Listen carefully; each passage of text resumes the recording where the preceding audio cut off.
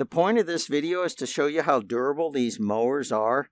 Even though it's broken my blade right here, and as you can see it's completely dull, it broke my plastic back here. It actually even put a hole in here, and I have sticks get in here sometimes and it stops my wheels from turning.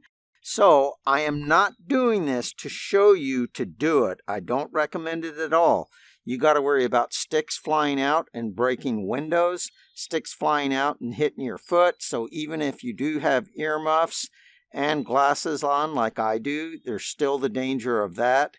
So this is not a video recommending you do this. This is a video to show you how good and strong these mowers really are. And for that reason, if you have some small problem like you're not getting spark or your carburetor stopped up, these mowers are well worth fixing up. That's the point of this video, not to show you to do this, because like I say, it is dangerous, so in no way do I recommend you do it. First, I cut the branches up with that there set of clippers. There's one camera that it's actually focusing on the timer, so you'll see how long this takes to do. And then this right here is just a pile of leaves. Now I do recommend cutting up leaves with these mowers, but not this stuff here. So let's get started.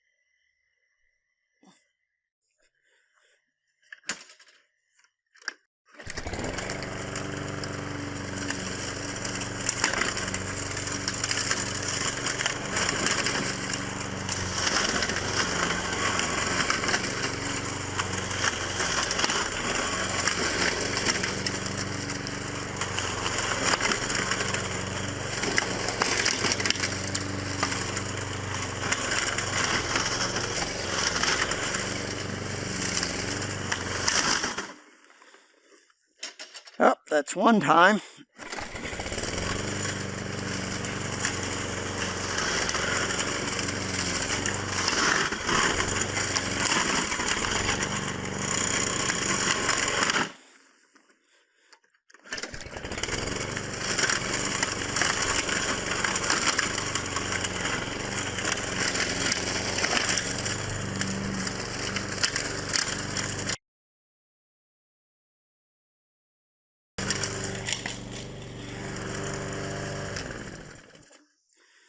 So there's what it looks like now. As you can see, some of those sticks were fairly big.